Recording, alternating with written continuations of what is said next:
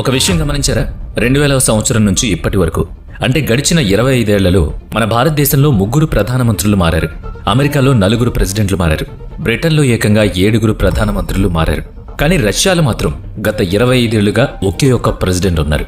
ఆయనే Vladimir Putin. అంటే ఈ రోజు రష్యాలో 25 ఏళ్ల వయసున్న యువకుడు తన జీవితంలో పుతిన్ పాలన తప్ప మరెవ్వరిని చూడలేదు. అంతేకాదు, రాబోయే 10 సంవత్సరాలు అంటే 2036 వరకు కూడా పుతినే రష్యాకు అధ్యక్షుడిగా ఉండబోతున్నారు. కానీ వీటన్నిటికంటే ఆశ్చర్యం కలిగించే విషయం ఏంటో తెలుసా? పుతిన్ ఎన్నికలను తారుమారు చేశారని, ప్రతిపక్షాలను దాదాపు నిషేధించారని, మీడియా మొత్తాన్ని తన నియంత్రణలో ఉంచుకున్నారని ఆరోపణలున్నాయి. చివరికి రాజ్యాంగాన్ని సవరించి 2036 వరకు తానే అధికారంలో ఉండేలా తన పదవీ కాలాన్ని పొడిగించుకున్నారు. ఇన్ని చేసినప్పటికీ ఒక నిరంకుశవాదిగా లేదా ఒక రకమైన నియంతగా పిలువబడే పుతిన్కు తన దేశ ప్రజల నుంచి విపరీతమైన మద్దతుంది. సుమారుగా 84% మంది రష్యన్ యువత అంటే 18 నుంచి 24 సంవత్సరాల వయసున్న వాళ్ళు పుతిన్ను సానుకూలంగా చూస్తున్నారు. అంతేకాక 68% మంది ప్రజలు పుతిన్ నాయకత్వంలో రష్యా సరైన మార్గంలో పయనిస్తోందని నమ్ముతున్నారు. అసలు ఇక్కడ ప్రశ్న ఏంటంటే, పుతిన్ తన ప్రజలను ఎలా మాయ చేశారు? పుతిన్ను తప్ప మరెవరిని తమ నాయకుడిగా ఊహించుకోలేని స్థితికి వాళ్ళు ఎలా వచ్చారు? పాశ్చాత్య దేశాలను సైతం మోకాళ్లపై కూర్చోబెట్టిన ఆ మ్యాజికల్ స్ట్రాటజీలు ఏంటి?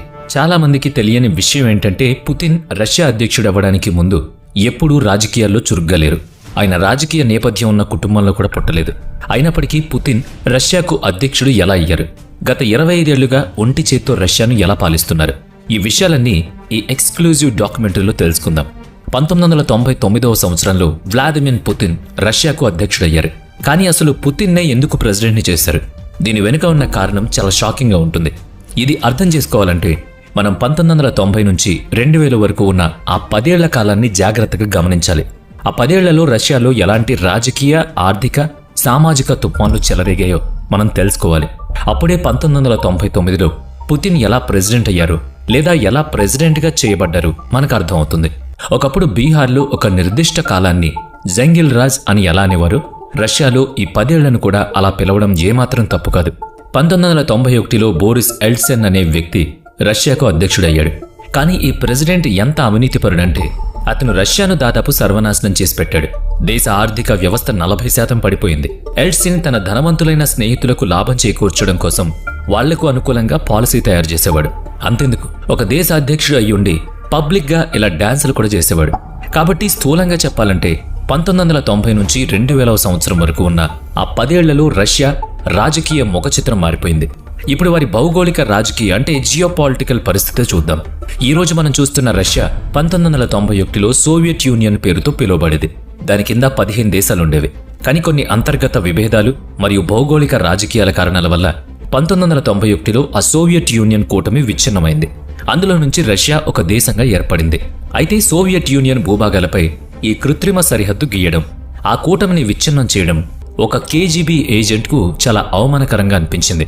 కేజీబీ అంటే మన దేశంలో రా లేదా అమెరికాలో సిఐఏ ఎలాగో రష్యా గూఢచార వ్యవస్థ కూడా కేజీబీ అన్నమాట.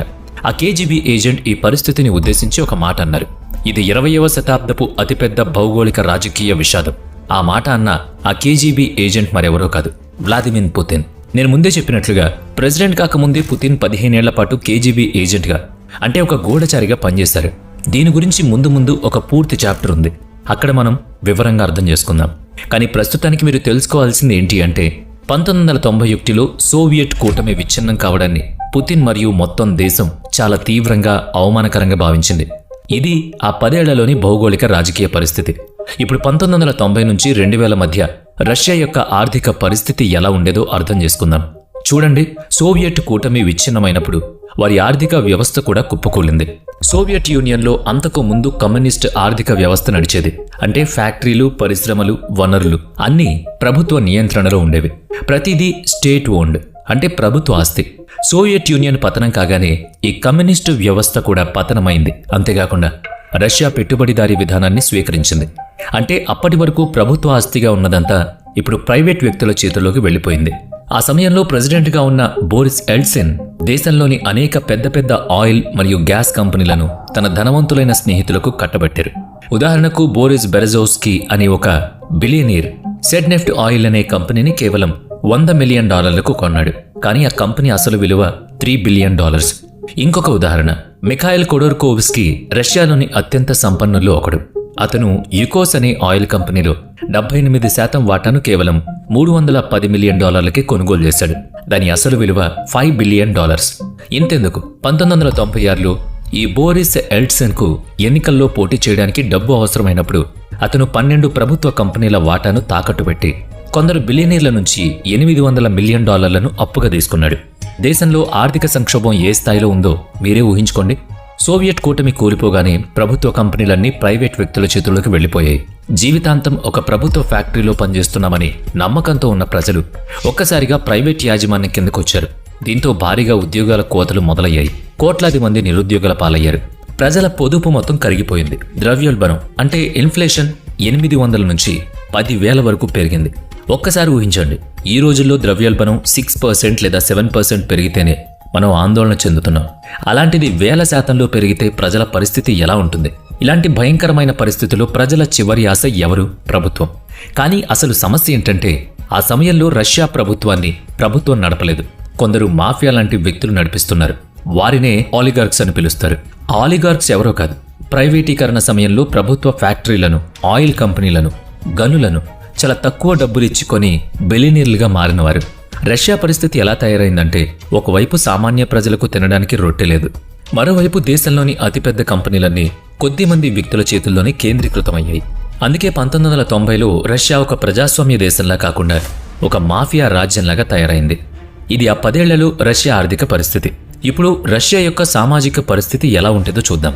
ఆ 10 ఏళ్లలో రష్యా ప్రజలకు ప్రభుత్వంపై నమ్మకం పూర్తిగా పోయింది. మొదట్లో చిన్నప్పటి నుంచి వాళ్లకు కమ్యూనిస్టు వ్యవస్థే గొప్పది, అందరికీ అన్నీ సమానంగా దొరుకుతాయని చెప్పారు. ఆ తర్వాత ఉన్నట్టుండి ఒకరోజు, లేదు కమ్యూనిజం కాదు, పెట్టుబడిదారీ విధానమే మీకు ఉత్తమమై ఇక నుంచి మీరే సంపాదించుకోవాలి అని చెప్పారు. దీని ఫలితంగా పేదవాళ్లు మరింత పేదవాళ్లుగా, ధనవంతులు అత్యంత ధనవంతులుగా మారారు. 1998 వచ్చేసరికి రష్యా పరిస్థితి ఎంత దారుణంగా తయారైందంటే ప్రజలకు జీతాలు ఇవ్వడానికి కూడా ప్రభుత్వం దగ్గర డబ్బులు లేవు. మద్యపానం, డ్రగ్ అడిక్షన్, ఆత్మహత్యల రేటు అన్నీ తారాస్థాయికి చేరుకున్నాయి. వీటన్నిటి కారణంగా ప్రెసిడెంట్ బోరిస్ ఎల్ట్సెన్ అప్రూవర్ రేటింగ్ 2 నుంచి 3% పడిపోయింది. ప్రజలు ఆయన్ని తీవ్రంగా ద్వేషించారు. చివరికి బోరిస్ మరియు అతని ఉన్నత వర్గానికి ఒక భయం పట్టుకుంది. ఒకవేళ అధికారం తమ చేతుల్లోంచి జారి ప్రతిపక్షాల చేతుల్లోకి వెళితే తమకు 2 దారులుంటాయని వాళ్ళకు అర్థమైంది. 1, ఎవరైనా వచ్చి వాళ్లను హత్య చేయడం. 2, వాళ్లను జైల్లో పెట్టడం.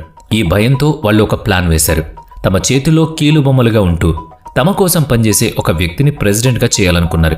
వాళ్ళు ఎంచుకున్న ఆ వ్యక్తి మరెవరూ కాదు, వ్లాదిమిర్ పుతిన్. కానీ ఇక్కడ అసలు ప్రశ్న, వాళ్ళు వ్లాదిమిర్ పుతిన్నే ఎందుకు ప్రెసిడెంట్గా చేయాలనుకున్నారు, మరెవరిని ఎందుకు అనుకోలేదు? చూడండి, విషయం ఏంటంటే ఆ సమయంలో పుతిన్ ఎఫ్ఎస్బికి చీఫ్గా ఉన్నారు. ఆ ఎఫ్ఎస్బి అనేది మరేదో కాదు, పాత కేజీబీకి కొత్త రూపం. ఆ రోజుల్లో పుతిన్ బోరిస్ ఎల్ట్సెన్కు అత్యంత విశ్వాసపాత్రుడిగా ఉండేవారు. అంతేకాకుండా పుతిన్ ప్రజలకు అసలు తెలియని వ్యక్తి. ఆయన ఒక క్రియాశీలక రాజకీయ నాయకుడు కాదు, సెలబ్రిటీ కాదు, బిలియనీర్ అంతకన్నా కాదు. ఆయన కేవలం ఒక గూఢచారి, అంటే స్పై. కొద్దిమంది బ్యూరోక్రాట్లకు మాత్రమే తెలుసు. బోరిస్ ఎల్ట్సెన్కు కావాల్సింది కూడా సరిగ్గా ఇలాంటి వ్యక్తే. సిస్టమ్ గురించి పూర్తిగా తెలిసుండి కానీ ప్రజల దృష్టిలో లేని వ్యక్తి.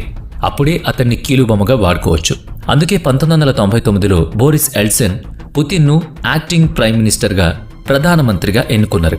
కానీ ఒక్కసారి ఊహించండి, మీరు ఎప్పుడూ పేరు కూడా వినని ఒక వ్యక్తి రాత్రికి రాత్రే మీ దేశానికి ప్రధానమంత్రి అయితే మీకెలా అనిపిస్తుంది? వ్యవస్థపై నమ్మకమే పోతుంది. రష్యా విషయంలో ప్రజలకు అప్పటికే బోరిస్ ప్రభుత్వంపై నమ్మకం లేదు.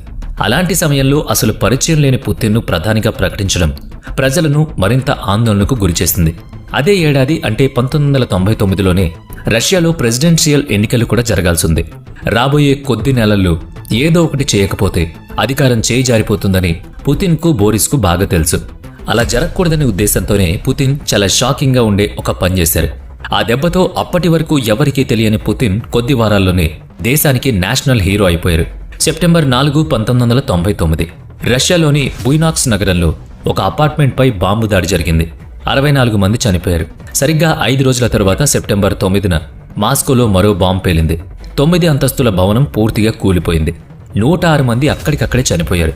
మరో 4 రోజుల తర్వాత సెప్టెంబర్ 13న మాస్కోలోనే ఇంకొక అపార్ట్మెంట్లో బాంబ్ బ్లాస్ట్. 119 మంది ప్రాణాలు కోల్పోయారు. అది చాలదన్నట్లు మరో 3 రోజుల తర్వాత సెప్టెంబర్ 16న వోల్గడాన్స్ నగరంలో మరో అపార్ట్మెంట్పై దాడి. 17 మంది చనిపోయారు. ఆ 2 వారాలు రష్యా ప్రజలకు ఒక పీడకల. తర్వాత బాంబు తమ అపార్ట్మెంట్లో పేలుతుందేమోనని ప్రతి ఒక్కరూ భయపడ్డారు. దేశం మొత్తం తీవ్ర ఆందోళనలో కూరుకుపోయింది. అసలు ఈ దాడులు ఎవరు చేస్తున్నారో తెలుసుకోవాలని అందరూ ఆతృతగా ఎదురుచూస్తున్నారు.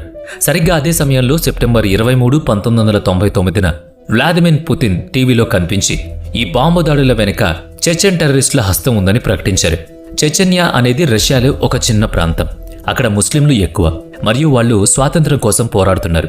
ఈ బాంబు దాడుల వెనక వీళ్లే ఉన్నారని పుతిన్ ప్రకటించారు. అంతేకాకుండా అదే స్పీచ్లో పుతిన్ మరొక మాట అన్నారు. ఈ దాడులు చేసిన టెర్రరిస్టులు ఎక్కడున్నా సరే వాళ్ళను పట్టుకొస్తాం. చివరికి వాళ్ళు టాయిలెట్లలో దాక్కున్నా సరే బయటకు లాక్కొచ్చి మరీ అంతం చేస్తాం. పుతిన్ చేసిన వ్యాఖ్యలు రాత్రికి రాత్రే వైరల్ అయ్యాయి. అప్పటికే తీవ్ర భయాందోళనలో ఉన్న ప్రజలు పుతిన్ను ఒక బలమైన, నిర్భయమైన నాయకుడిగా చూడడం మొదలుపెట్టారు. సైకలాజికల్గా చూస్తే ఒక దేశం సంక్షోభంలో ఉన్నప్పుడు అక్కడ ప్రజలు తమకు భద్రత, స్థిరత్వం ఇస్తామని హామీ ఇచ్చే ఒక బలమైన నాయకుడి కోసం చూస్తారు. ఆ బాంబు దాళ్ల తర్వాత రష్యాకు ఆ స్ట్రాంగ్ మ్యాన్ పుతిన్ రూపంలో కనిపించాడు. వెంటనే పుతిన్ మిలిటరీకి ఆదేశాలిచ్చారు. చెచెన్యాపై బాంబుల వర్షం కురిపించారు. దీంతో పుతిన్పై ప్రజలకు ఉన్న అభిప్రాయం బలపడింది. అయితే ఆ తర్వాత జరిగిన అనేక విచారణలలో ఒక షాకింగ్ విషయం బయటపడింది. ఈ బాంబు దాడులు చేసింది చెచెన్ టెర్రరిస్టులు కాదు, స్వయంగా పుతిన్ నాయకత్వం వహిస్తున్న ఎఫ్ఎస్బి అనే ఆరోపణలు బలంగా వినిపించాయి. రష్యాలోని రాజన్ అనే నగరంలో ఒక వ్యక్తి బరువైన బ్యాగ్తో ఒక అపార్ట్మెంట్ బేస్మెంట్లోకి వెళుతుండగా పట్టుబడ్డాడు. ఆ బ్యాగ్లో శక్తివంతమైన పేలుడు పదార్థాలున్నాయి. అంతేకాకుండా ఉదయం 5:30 టైమర్ కూడా సెట్ చేస్తుంది. ఈ కేసులో పోలీసులు 3ని అరెస్ట్ చేశారు. విచారణలో వాళ్ళ దగ్గర ఎఫ్ఎస్బి ఐడి కార్డులున్నట్టు తేలింది. ఈ వార్త బయటకు రాగానే ఎఫ్ఎస్బి దీన్ని కప్పిపుచ్చుకోవడానికి ప్రయత్నించింది. ఇదంతా కేవలం ఒక ట్రైనింగ్ ఎక్సర్సైజ్ అని, ఆ బ్యాగ్లో ఉన్నది పేలుడు పదార్థాలు కాదని, కేవలం పంచదార అని చెప్పారు. కానీ ఈ కేసును పరిశీలించిన స్థానిక బాంబు నిపుణులు అవి నిజమైన పేలుడు పదార్థాలేనని, టైమర్ కూడా సెట్ చేసుందని అప్పటికే నిర్ధారించారు. ఒకవేళ అది నిజంగా ట్రైనింగ్ అయితే స్థానిక పోలీసులకు ఎందుకు సమాచారం ఇవ్వలేదని వాళ్ళు ప్రశ్నించారు. ఇది నిజమో అబద్ధమో పక్కన పెడితే ఈ అపార్ట్మెంట్ బాంబింగ్స్ ఘటన, దానిపై పుతిన్ తీసుకున్న కఠిన చర్యలు ఆయన్ను రాత్రికి రాత్రి హీరోని చేశాయి. ప్రజల దృష్టిలో ఆయన ఒక రక్షకుడిగా నిలిచారు. దాని ఫలితంగా ఆ ఏడాది జరిగిన ప్రెసిడెన్షియల్ ఎన్నికల్లో పుతిన్ ఘన విజయం సాధించారు. అలా ఎన్నో ఏళ్ల అల్లకల్లోలం తర్వాత రష్యాకు ఒక కొత్త నాయకుడు దొరికాడు. అతనే వ్లాదిమిర్ పుతిన్. మీరెప్పుడైనా వినే ఉంటారు, వన్స్ ఏ స్పై ఆల్వేజ్ ఏ స్పై. అంటే ఒక్కసారి గూఢచార సంస్థలో చేరిన వ్యక్తి జీవితాంతం తెలిసిగాని తెలియకగాని ఒక గూఢచారిగానే మిగిలిపోతాడు. ఎందుకంటే వాళ్ళకి ఇచ్చే శిక్షణ అలాంటిది, కావాలన్నా దాన్ని మర్చిపోలేరు. మరిప్పుడు ప్రశ్న ఏంటంటే, తన జీవితంలో 15 ఏళ్లు కేజీబీ ఏజెంట్గా గడిపిన పుతిన్ ఈ రోజు కూడా రష్యాను ఒక కేజీబీ ఏజెంట్ లాగే నడిపిస్తున్నారా? దీనికి సమాధానం మీకు కొన్ని నిమిషాల్లోనే దొరుకుతుంది. ఈ ఫోటోను జాగ్రత్తగా చూడండి. ఎడమ వైపున నిలబడిన ఈ వ్యక్తి ఒక రష్యన్ కేజీబీ ఏజెంట్. ఇక ఈమె ఎవరో తెలిసే ఉంటుంది, మన మాజీ ప్రధాని శ్రీమతి ఇందిరాగాంధీ. 1963లో యూరీ బెజ్మెనోవ్ అనే ఈ రష్యన్ కేజీబీ ఏజెంట్ భారతదేశానికి వచ్చాడు. అతని లక్ష్యం ఒక్కటే, భారతదేశంలో కమ్యూనిస్టు భావజాలాన్ని వ్యాప్తి చేయడం. దీనికోసం రష్యా ఢిల్లీ యూనివర్సిటీ ప్రొఫెసర్లు, రచయితలు, ఫిల్మ్ మేకర్స్, మీడియా సంస్థలు, వార్తాపత్రికలు ఇలా ఎన్నో సంస్థలకు డబ్బు పంచడం ప్రారంభించింది. కానీ ఇది ఆరంభం మాత్రమే. చూడండి, ఈ యూరీ బెజ్మెనోవ్ ఏ దేశాన్నైనా లేదా సమాజాన్నైనా నాశనం చేయడానికి ఒక ఫార్ములా చెప్పాడు. అందులో 4 దశలు ఉంటాయి. ఈ 4 దశలను యూరీ స్వయంగా తన 1.5 గంట ఇంటర్వ్యూలో స్టెప్ బై స్టెప్ వివరించాడు. కాబట్టి నేను చెప్పేది ఎక్కడో చదివిన సమాచారం కాదు, నేరుగా ప్రైమరీ సోర్స్ నుంచి కోట్ చేశాం. ఆయన చెప్పిన 4 దశల్లో మొదటిది డీమోరలైజేషన్. ఈ దశలో మీ సమాజం, మీ సంస్కృతి, మీ విలువలన్నీ తప్పు అని మీకే చెప్పిస్తారు. మీ నిజమైన చరిత్ర, మీ నిజమైన హీరోలు, మీ సంస్కృతి ఇలా అన్నిటిపై మీకే నమ్మకం పోయేలా చేస్తారు. ఎప్పుడైతే అవును మా సంస్కృతి నిజంగానే చెడ్డది అని మీరు అంగీకరిస్తారు, అప్పుడు 2వ దశ మొదలవుతుంది. 2వ దశ డీస్టెబిలైజేషన్. అంటే ప్రజల్లో వ్యతిరేక గళాలు పెంచడం, ఉద్యమాలను సృష్టించడం. ఇదంతా చాలా నిశ్శబ్దంగా జరుగుతుంది. పైకి చూసే వాళ్ళకి ఆ నిరసనలు నిజంగా దేశం మంచి కోసమే జరిగినట్లు అనిపిస్తుంది. యూరీ ప్రకారం ఈ దశ కూడా విజయవంతం అయ్యాక వాళ్ళ 3వ దశకు వస్తారు, ది స్టేజ్ ఆఫ్ రెవల్యూషన్. అంటే ఇప్పుడు ఏం చేసినా హింసాత్మకంగానే చెయ్యాలి, దేశంలో అల్లర్లు సృష్టించాలి. ఈ దశలో ప్రజలు రోడ్లపైకి వచ్చి హింసకు పాల్పడతారు, ఇళ్లను తగలబెడతారు, రోడ్లను బ్లాక్ చేస్తారు, ప్రభుత్వ కార్యాలయాలను ధ్వంసం చేస్తారు. ఈ దశలో కూడా విజయం సాధించిన తర్వాత చివరి దశ వస్తుంది, అదే స్టేజ్ ఆఫ్ నార్మలైజేషన్. అంటే ఆ సమాజాన్ని విజయవంతంగా స్వాధీనం చేసుకున్నట్లే. నేను మళ్ళీ చెప్తున్నా, ఈ విషయాలన్నీ యూరీ బెజ్మెనోవ్ స్వయంగా తన ఇంటర్వ్యూలో చెప్పాడు. కేవలం ప్రచారం చేయడానికి తనను భారతదేశానికి ఎలా పంపారో ఆయన వివరించారు. కానీ ఇదే ఇంటర్వ్యూలో ఆయనకు భారతదేశంతో వ్యక్తిగతంగా ఒక అనుబంధం ఏర్పడిందని చెప్పారు. ఇక్కడి ప్రజలు, ఇక్కడి సంస్కృతి ఆయనకు నచ్చాయి. అందుకే ఒక కేజీబీ ఏజెంట్గా తను భారతదేశానికి చేస్తున్నది తప్పు అని ఆయనకు అనిపించింది. ఆ కారణంగానే ఆపరేషన్ను మధ్యలోనే వదిలేసి రష్యాకు తిరిగి వెళ్ళిపోయారు. ఇప్పుడు పుతిన్ డాక్యుమెంటరీలో యురీ గురించి ఇంత పెద్ద కథ ఎందుకు చెప్పానంటే, ఒక కేజీబీ ఏజెంట్ తలుచుకుంటేనే ఏ దేశాన్నైనా ఎంతలా దెబ్బతీయగలడో మీకు అర్థం కావాలి. నేను ముందే చెప్పినట్లు పుతిన్ తన జీవితంలో 15 ఏళ్లు కేజీబీ ఏజెంట్గా గడిపారు. ఇప్పుడు మనం చూడబోయేది పుతిన్ తన కేజీబీ శిక్షణలో నేర్చుకున్న వ్యూహాలను నిజ జీవిత రాజకీయాల్లో ఎలా ఉపయోగిస్తున్నారు, మరియు రష్యాను ఒక రాజకీయ నాయకుళ్లా కాకుండా ఒక గూఢచారిలా ఎలా తెలివిగా పాలిస్తున్నారో చూద్దాం. 1999లో పుతిన్ చేతికి అధికారం దొరికింది. ఆయన వెంటనే తన సొంత సిలోవికీ నెట్వర్క్ను సృష్టించారు. ఇది ఎలాంటి నెట్వర్క్ అంటే, ఇందులో ప్రధానంగా మాజీ కేజీబీ అధికారులు, మిలిటరీ జనరల్స్ మరియు ఇతర భద్రతా సంస్థల సభ్యులు ఉంటారు. పుతిన్ కూడా మాజీ కేజీబీ అధికారి కాబట్టి తాను గట్టిగా నమ్మగలిగే, తనకు అత్యంత విధేయులుగా ఉండే అలాంటి మాజీ కేజీబీ ఆఫీసర్లనే పెద్ద పెద్ద కంపెనీలో మరియు ప్రభుత్వ పదవుల్లో ఉంచారు. ఉదాహరణకు ఇగోర్ సెచెన్ అనే అధికారిని రష్యాలోని అతిపెద్ద ఆయిల్ కంపెనీ రోస్సెఫ్ట్కి చీఫ్గా నియమించారు. నికోలాయ్ పత్రుషేవ్ అనే మరో అధికారిని ఎఫ్ఎస్బి అంటే కేజీబీకి కొత్త రూపంకి చీఫ్గా చేశారు. సెర్గీ ఇనోవన్ను రక్షణ మంత్రిని చేశారు. ఇలా తనకు నమ్మకమైన మనుషుల్ని పెద్ద పెద్ద పదవుల్లో కూర్చోబెట్టారు. ఎందుకంటే ఆ సమయంలో రష్యా మొత్తం గందరగోళంలో ఉంది. ఆ గందరగోళంలో ఎవరు వచ్చి తన అధికారాన్ని లాక్కుంటారో చూసుకోవడానికే ఈ ఏర్పాట్లు. 2003 నాటికి పుతిన్ ప్రభుత్వంలోని మంత్రులు, గవర్నర్లు, ప్రభుత్వ కంపెనీల హెడ్లు, ఉన్నత పరిపాలనలు 70 నుంచి 80% మంది ఈ సిలోవికీ నెట్వర్క్ నుంచి వచ్చిన వాళ్లే. స్థూలంగా చెప్పాలంటే పుతిన్ పాలనలో రష్యాను నడుపుతోంది రాజకీయ నాయకులు కాదు, మాజీ కేజీబీ అధికారులు, భద్రతా సంస్థల సభ్యులు. నిర్ణయాలు తీసుకోవడం, వనరుల కేటాయింపు, ప్రతిపక్షాలను అణచివేయడం, ప్రతి రంగాన్ని ఇదే నెట్వర్క్ నియంత్రిస్తోంది. అందుకే రష్యా గురించి ఏమన్నారంటే, అక్కడ ప్రజాస్వామ్యం కేవలం కాగితాలకే పరిమితం. అసలైన అధికారం మొత్తం పుతిన్ మరియు ఈ సిలోవికీ నెట్వర్క్ చేతుల్లోనే ఉంది. ఈ నెట్వర్క్ను ఉపయోగించి పుతిన్ తన కేజీబీ శిక్షణలో నేర్చుకున్న 4 కీలక వ్యూహాలను రాజకీయాల్లో అమలు చేశారు. ఈ వ్యూహాల వల్లే రష్యాలోని ఏ వ్యాపారవేత్త, ఏ రాజకీయ నాయకుడు, ఏ మీడియా సంస్థ కూడా పుతిన్ను కనీసం తాకలేకపోతున్నారు. అవే ఆ 4 వ్యూహాలు. ఇప్పుడు మనం వాటిని ఒక్కొక్కటిగా డీకోడ్ చేస్తున్నాం. వ్యక్తిగతంగా నేను చెప్పేది ఒక్కటే, ఈ భాగాన్ని మాత్రం అస్సలు మిస్ చేయకండి. ఈ 4 వ్యూహాల్లో పుతిన్ యొక్క మొదటి వ్యూహం యాక్టివ్ మేజర్స్. చూడండి, కేజీబీ శిక్షణలో యాక్టివ్ మేజర్స్ అని ఒకటి ఉంటుంది. దీని కింద తప్పుడు సమాచారం, మ్యానిపులేషన్, బ్లాక్మెయిల్, ఒత్తిడి వ్యూహాలు ఇలాంటివన్నీ ఎలా ఉపయోగించాలో నేర్పిస్తారు. దీని లక్ష్యం ఏంటంటే, శత్రువు వాళ్లంత వాళ్లే మనకు అనుకూలంగా ప్రవర్తించాలి.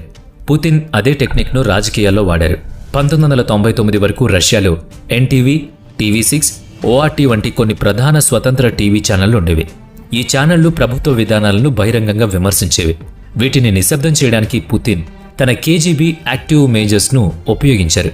ఆయన ఏం చేశారంటే, ఎన్టీవీ యజమాని వ్లాదిమిర్ గుసిన్స్కీపై పన్ను మోసం కేసు పెట్టి అరెస్ట్ చేయించారు. ఆయన జైల్లో ఉన్నప్పుడు తన ఎన్టీవీ ఛానల్ను గాజ్ప్రామ్ అనే కంపెనీకి అమ్మేయాలని ఒక ఒప్పందంపై సంతకం చేయించారు. అలా సంతకం చేస్తేనే జైలు నుంచి విడుదల చేస్తామని ఒత్తిడి తెచ్చారు. గత్యంతరం లేక గుసిన్స్కీ ఆ ఒప్పందంపై సంతకం చేయాల్సి వచ్చింది. అసలు విషయం ఏంటంటే, ఈ గాజ్ప్రామ్ రష్యా యొక్క ప్రభుత్వ రంగ సంస్థ. అంటే పరోక్షంగా ఆ ఎన్టీవీ ఛానల్ పుతిన్ నియంత్రణలోకి వచ్చింది. ఆ తర్వాత ఆ ఛానల్ను పూర్తిగా ఒక ఎంటర్టైన్మెంట్ ఛానల్గా మార్చారు. ఈ సంఘటన గురించి పుతిన్ అడిగినప్పుడు ఇది గాజ్ప్రామ్ మరియు ఎన్టీవీ మధ్య జరిగిన ఒక వ్యాపార వివాదం మాత్రమేనని, దీంతో తనకు ఎలాంటి సంబంధం లేదని స్పష్టం చేశారు. కానీ ఇది ఎందుకు జరిగిందో, ఎవరు చేశారో అందరికీ తెలుసు. 2001లో ఎన్టీవీ నుంచి బయటకొచ్చిన చాలా మంది జర్నలిస్టులు టీవీ6 అనే మరో ఛానల్లో చేరారు. కానీ కొద్ది రోజుల్లోనే పుతిన్ ప్రభుత్వం ఆ ఛానల్ను కూడా స్వాధీనం చేసుకుంది. అక్కడి నుంచి కొందరు జర్నలిస్టులు టీవీఎస్ అనే ఛానల్కు వెళ్లారు. కానీ ప్రభుత్వం ఆ ఛానల్ను కూడా కైవసం చేసుకుంది. అదేవిధంగా ఓఆర్టీ అనే ఛానల్కు యజమాని అయిన బోరిస్ బెరెస్కోవ్స్కీ అనే మరో వ్యాపారవేత్తపై కూడా పుతిన్ విచారణ ప్రారంభించారు. దాంతో అతను దేశం విడిచి లండన్ పారిపోయాడు. ఈ విధంగా టీవీ, వార్తాపత్రికలు, రేడియో ఇలా ప్రతి మీడియాపై ఒత్తిడి తెచ్చి చూస్తుండగానే 90% మీడియాను ప్రభుత్వ నియంత్రణలోకి తెచ్చుకుంది. దీని ఫలితంగా ఎవరూ ప్రభుత్వానికి వ్యతిరేకంగా రాసేది, మాట్లాడేది ఉండదు. ఒకవేళ ఎవరైనా ధైర్యం చేసి మాట్లాడితే వాళ్ళు జైలుకు వెళ్లడమో లేదా రాత్రికి రాత్రి కనబడకుండా పోవడమో జరుగుతుంది. ఒక నివేదిక ప్రకారం 2000 నుంచి 2010 మధ్య 70 నుంచి 80 మంది ఉన్నత స్థాయి జర్నలిస్టులు అనుమానాస్పద స్థితిలో చనిపోయారు. ఈ కేసులో 80% మరణాలకు అసలు కారణం ఎప్పటికీ తెలియనే తెలియదు. ఇలా పుతిన్ తన కేజీబీ శిక్షణలోని యాక్టివ్ మేజర్స్ ఉపయోగించి సమాచారాన్ని నియంత్రించారు. రష్యాను తెలివిగా తన అదుపులోకి తెచ్చుకున్నారు. ఎందుకంటే ఒక మాజీ కేజీబీ ఏజెంట్గా పుతిన్కు తెలుసు దేశంలో సగానికి పైగా సమస్యలు తప్పుడు సమాచారం మరియు ప్రచారం వల్లే వస్తాయని. కాబట్టి మీడియానే ప్రభుత్వ నియంత్రణలోకి తెస్తే చాలా సమస్యలు వాటంతటావే సద్దుమణుగుతాయి. పుతిన్ యొక్క 4 వ్యూహాల్లో రెండవది సెట్ అన్ ఎగ్జాంపుల్. కేజీబీ శిక్షణలు ఇంకో విషయం నేర్పిస్తారు. భయాన్ని సృష్టించడానికి హింస అవసరం లేదు, కేవలం కొన్ని ఉదాహరణలు సెట్ చేస్తే చాలు. పుతిన్ ఈ ఉదాహరణను చాలా షాకింగ్ పద్ధతిలో సెట్ చేశారు. ఇది 2003లో జరిగిన సంఘటన. మిఖాయిల్ కొడోర్కోవ్స్కీ అనే వ్యాపారవేత్త తన ప్రైవేట్ జెట్లో మాస్కో విమానాశ్రయంలో దిగాడు. దిగ్గానే రష్యా పోలీసులు అతనిపై తుపాకులు ఎక్కుపెట్టి పన్ను మోసం కేసులో అరెస్ట్ చేశారు. ఈ మిఖాయిల్ సామాన్య వ్యక్తి కాదు. 2003లో అతను రష్యాలోనే అత్యంత ధనవంతుడు. యుకోస్ అనే భారీ ఆయిల్ కంపెనీకి యజమాని. కానీ అతను తన జీవితంలో చేసిన అతిపెద్ద తప్పేంటంటే పుతిన్ను బహిరంగంగా విమర్శించడం ప్రారంభించారు. ప్రతిపక్ష పార్టీలకు నిధులివ్వడం, రాజకీయాల్లో చాలా చురుగ్గా పాల్గొనడం మొదలుపెట్టాడు. ఇక్కడే పుతిన్ తన కేజీబీ శిక్షణను వాడాడు. భయాన్ని సృష్టించడానికి అందరినీ దెబ్బతీయాల్సిన అవసరం లేదు. కేవలం పై స్థాయిలో ఉన్న కొందరిని ఒక ఉదాహరణ చూపిస్తే చాలు, మిగిలిన వాళ్ళంతా సెట్ అయిపోతారు. ఆ ఉదాహరణ సెట్ చేయడం కోసమే పుతిన్ ఈ మిఖాయిల్ను ఎంచుకున్నారు. పుతిన్ రష్యాలోని అత్యంత ధనవంతుడైన ఆ మిఖాయిల్ను 9 సంవత్సరాల పాటు జైల్లో పెట్టాడు. దీంతో మిగిలిన వ్యాపారవేత్తలందరికీ ఒక బలమైన సందేశం వెళ్ళింది. దేశంలోనే నంబర్ 1 ధనవంతుడినే లోపలేశారంటే మనమెంత అనుకున్నారు. ఇక నెక్స్ట్ 22 ఏళ్ల క్రితం జరిగిన సంఘటన. కానీ ఈ రోజుకి రష్యాలో ఇదే తరహా పద్ధతి కనిపిస్తుంది. 2022 నుంచి 2025 మధ్య జరిగిన కొన్ని సంఘటనలు చూడండి. వీటిలో మీకు ఒక అనుమానాస్పద సరళి కనిపిస్తుంది. యుకోస్ ఆయిల్ కంపెనీ మాజీ వైస్ ప్రెసిడెంట్ మిఖాయిల్ రోగచేవ్ 10వ అంతస్తు నుంచి పడి మరణించాడు. లుక్ ఆయిల్ కంపెనీ చైర్మన్ రావిల్ మగోనోవ్ ఒక ఆసుపత్రి కిటికీలోంచి పడి చనిపోయాడు. లుక్ ఆయిల్ కంపెనీకి చెందిన మాజీ ఎగ్జిక్యూటివ్ అలెగ్జాండర్ సుబోటిన్ ఒక వింత పూజ సమయంలో మరణించాడు. గాజ్ప్రామ్ కంపెనీలో ట్రాన్స్పోర్ట్ హెడ్ అయిన లియోనిడ్ షుల్మాన్ బాత్రూంలో శవమై కనిపించాడు. నోవాటెక్ కంపెనీ మాజీ ఎగ్జిక్యూటివ్ సెర్గీ ప్రోటోసెన్యా ఉరివేసుకున్న స్థితిలో కనిపించాడు. ఆ తర్వాత అతని కుటుంబం మొత్తం హత్యకు గురైంది.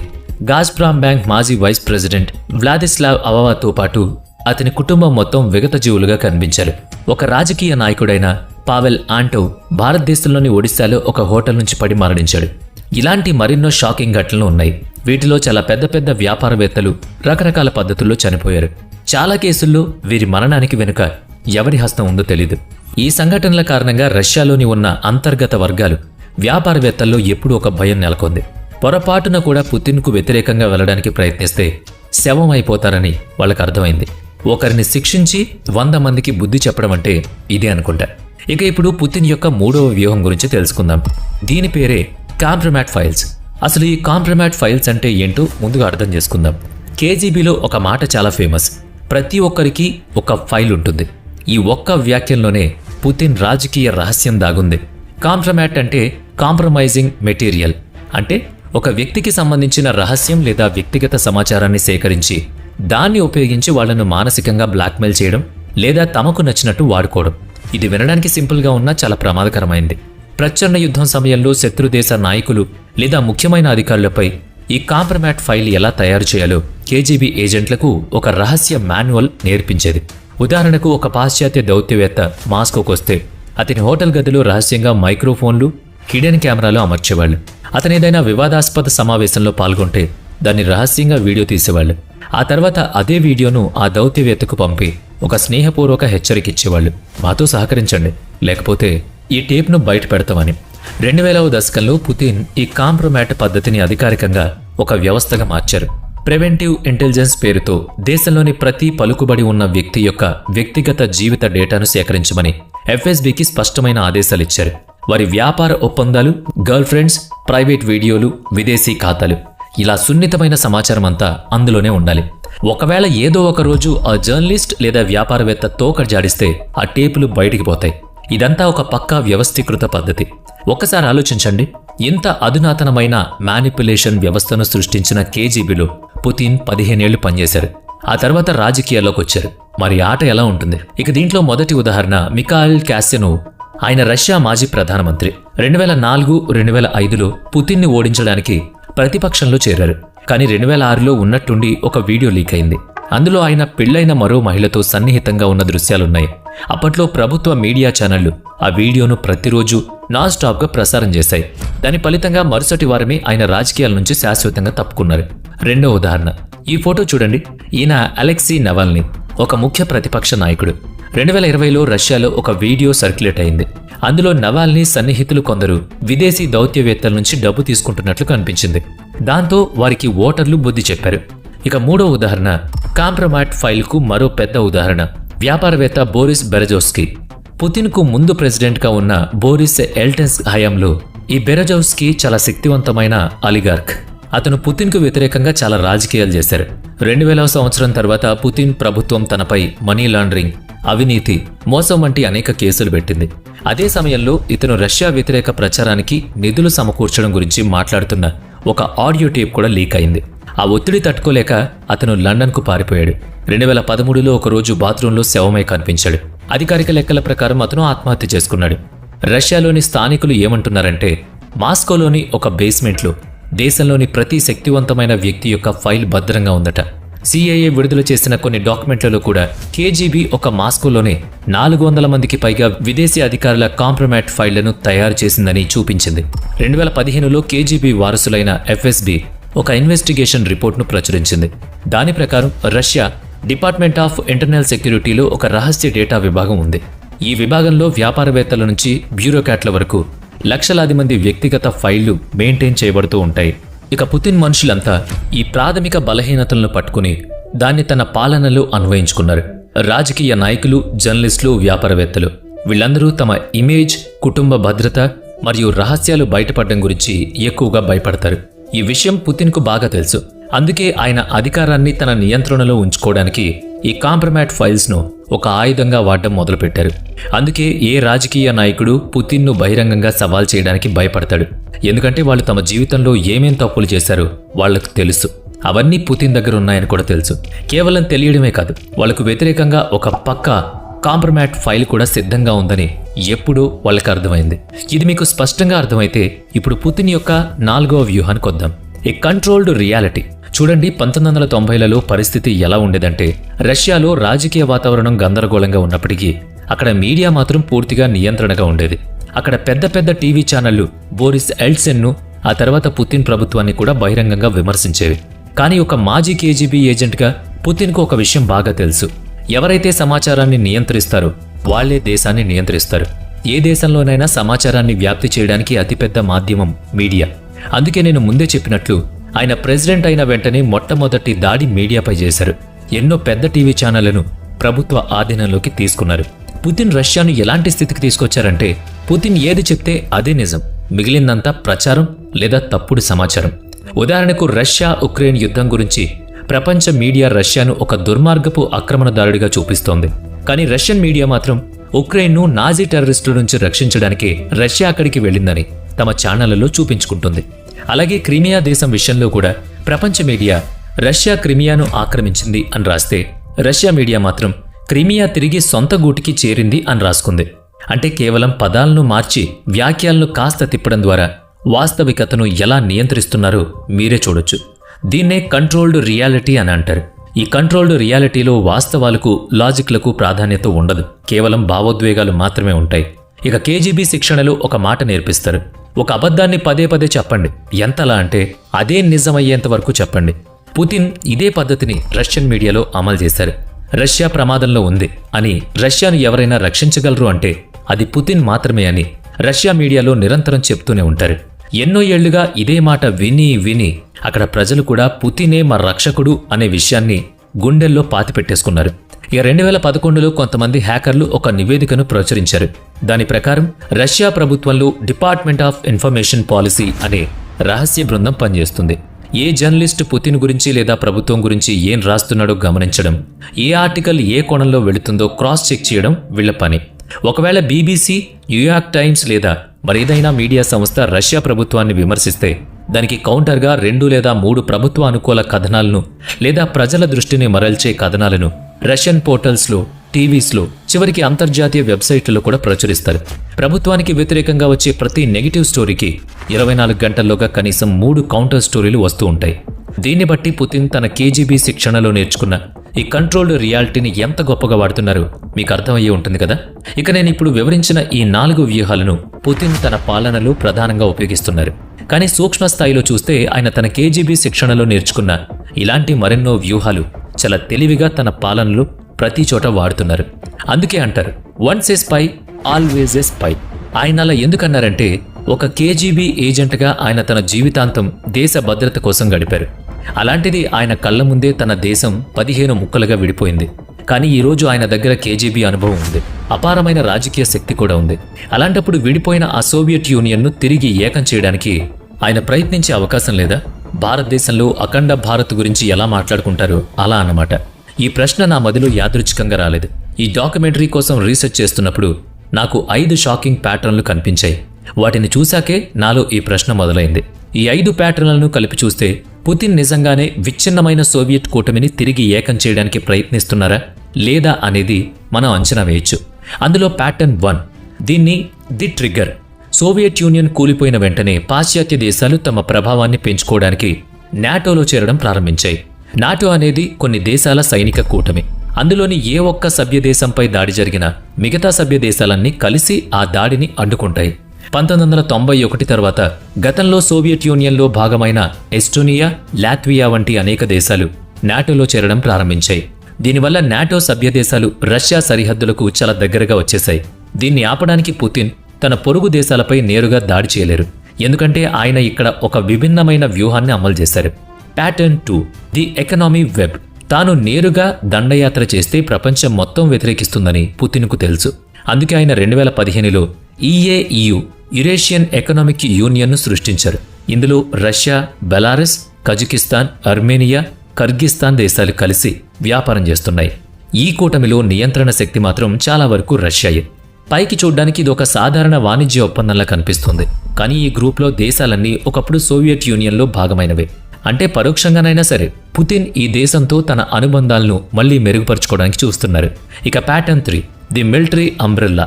2002లో పుతిన్ క్యాస్టో అంటే కలెక్టివ్ సెక్యూరిటీ ట్రిటీ ఆర్గనైజేషన్ పేరుతో మరో కూటమిని ఏర్పాటు చేశారు. ఇందులో Belarus, Kazakhstan, Armenia, Kyrgyzstan, Tajikistan మరియు రష్యా ఉన్నాయి. ఈ 6 దేశాలు కూడా గతంలో సోవియట్ యూనియన్ కింద పనిచేశాయి. ఈ సిఎస్టీఓ కూటమి ఉద్దేశం ఏంటంటే ఈ గ్రూప్లోని ఏ సభ్య దేశంపైనైనా బయట దేశం దాడి చేస్తే రష్యన్ సైనికులు భద్రత పేరుతో అక్కడికి వెళ్లి నియంత్రణ తీసుకుంటారు. ఇక ప్యాటర్న్ 4, డైరెక్ట్ యాక్షన్. ఇది జార్జియా. ఇది కూడా ఒకప్పుడు సోవియట్ యూనియన్లో భాగమే. 2008లో ఈ దేశం నాటోలో చేరాలని నిర్ణయించుకుంది. వెంటనే పుతిన్ అదే సంవత్సరం జార్జియాలో దాడి చేసి సౌత్ ఒసేటియా మరియు అబ్స్కాజియా అనే 2 ప్రాంతాలను రష్యా అధీనంలోకి తీసుకున్నారు. ఆ దెబ్బతో జార్జియా మళ్లీ నాటోలో చేరే ప్రయత్నం చేయలేదు. ఇప్పుడు ఈ దేశాన్ని చూడండి, ఇది క్రిమియా. ఇది గతంలో ఉక్రెయిన్లో భాగంగా ఉండేది. కానీ 2014లో పుతిన్ తన సైన్యాన్ని అక్కడికి పంపి ఒక ప్రజాభిప్రాయ సేకరణ నిర్వహించారు. ఎంతమంది రష్యాతో ఉండాలనుకుంటున్నారని అడిగారు. అక్కడ 90% మంది ప్రజలు రష్యాతోనే ఉంటామని చెప్పారు. ఆ వెంటనే క్రిమియా రష్యాలో చేరిపోయింది. ఆ తర్వాత 2022లో పుతిన్ ఉక్రెయిన్పై పూర్తి స్థాయి దండయాత్ర ప్రారంభించారు. అంతేకాకుండా ఈ దండయాత్ర గురించి పుతిన్ ఏమన్నారంటే ఉక్రెయిన్ రష్యాలో ఒక చారిత్రక భాగమని. వాస్తవానికి మిగిలిన 13 దేశాలు కూడా ఒకప్పుడు రష్యాలో చారిత్రక భాగాలే. మరి ఇప్పుడు ఉక్రెయిన్ గురించి చెప్పిన ఇదే మాటను భవిష్యత్తులో ఆ మిగిలిన 13 దేశాల గురించి కూడా ఆయన చెప్పరనే గ్యారంటీ లేదు కదా. ఇక ప్యాటర్న్ 5, రస్కిమీర్. పుతిన్ రస్కిమీర్ అనే ఒక భావజాలాన్ని ప్రచారం చేస్తున్నారు. దీని అర్థం ది రష్యన్ వరల్డ్. ఈ భావజాలం ప్రకారం ప్రపంచంలో ఎక్కడైతే రష్యన్ భాష మాట్లాడతారో, ఎక్కడైతే రష్యన్ సంస్కృతి లేదా ఆర్థోడాక్స్ మతాన్ని అనుసరిస్తారో అదంతా విస్తరించిన రష్యా భాగమని. అందుకే ఒక మాజీ కేజీబీ ఏజెంట్ అయిన పుతిన్ ఈ పదజాలంతో తన అసలు ఉద్దేశాలను బయటపెట్టడానికి ప్రయత్నిస్తున్నారు. చూడండి, నేను మీ ముందు ఈ 5 ప్యాటర్న్స్ ఉంచాను. బహుశా నేను ఈ సంఘటనలను, ఈ భావజాలాన్ని కరెక్ట్ చేసిన విధంగా కొంతమందికి లాజికల్గా అనిపిస్తుంది. కానీ దృక్కోణాన్ని కొద్దిగా మార్చి చూస్తే ఈ ప్యాటర్న్ పూర్తిగా అహేతుకంగా కూడా అనిపిస్తుంది. అందుకే ఇప్పుడు నేను మిమ్మల్ని అడగాలనుకుంటున్నాను, దీనిపై మీ అభిప్రాయం ఏంటి? పుతిన్ నిజంగా సోవియట్ యూనియన్ను తిరిగి ఏకం చేయడానికి ప్రయత్నిస్తున్నారని మీరు అనుకుంటున్నారా? కామెంట్ చేయండి. వీడియో నచ్చితే లైక్ చేయండి, షేర్ చేయండి. ఇప్పటి వరకు మన ఛానల్ని సబ్స్క్రైబ్ చేయనట్లయితే ఇప్పుడే సబ్స్క్రైబ్ చేసుకుని పక్కనే ఉన్న బెల్ ఐకాన్పై క్లిక్ చేయండి. నెక్స్ట్ వీడియోలో మళ్ళీ కలుద్దాం. Thanks for watching.